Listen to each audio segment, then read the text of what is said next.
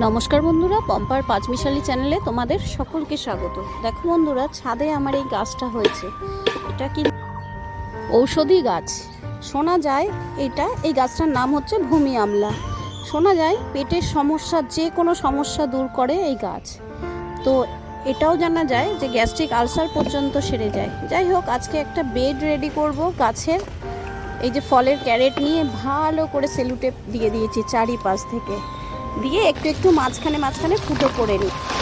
বসাতে প্রথমে আমি যেটা নিয়ে থাকি এটা হচ্ছে গ্যাস বা সিন্ডার বা কাঠ কয়লা, যে যা দেয় আমি এটা দিয়ে দিই, কারণ ড্রেনেজ সিস্টেমটা ভালো থাকার জন্য। জলটা চট করে ধরে বসে যায় না।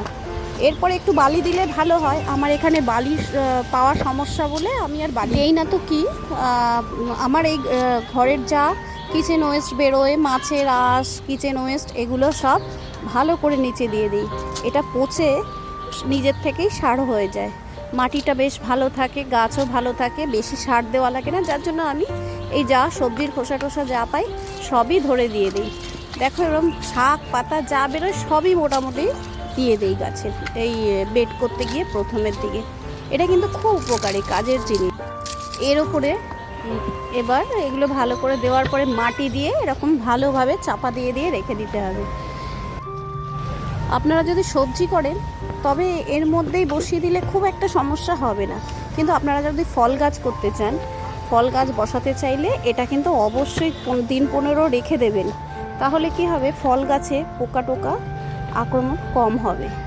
রেখে দেওয়াই ভালো।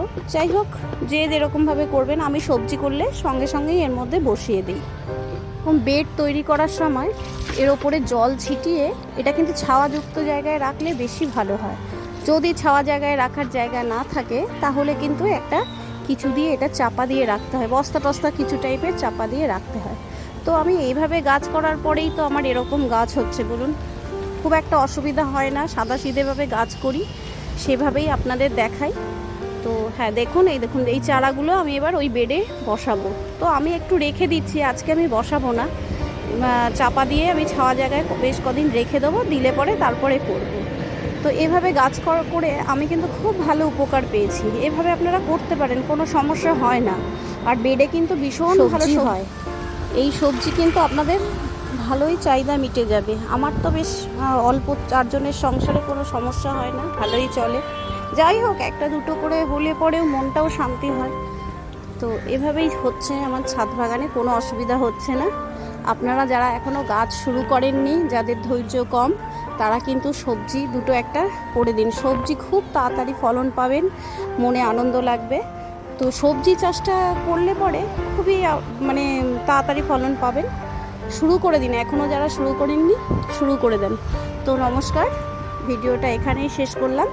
দেখা হচ্ছে পরবর্তী কোনো ভিডিওতে। আপনারা খুব ভালো থাকবেন। তবে হ্যাঁ, আমার সাথে থাকার জন্য চ্যানেলটাকে লাইক করবেন, সাবস্ক্রাইব করবেন যারা নতুন। আর হ্যাঁ, এখন কিন্তু আমরা গাছ ছাড়া আর বাঁচতে পারবো না। এত পরিমাণে পৃথিবী উত্তপ্ত গরম হয়ে যাচ্ছে, যার জন্য আমাদের এখন গাছ শুরু করে দিতেই হবে।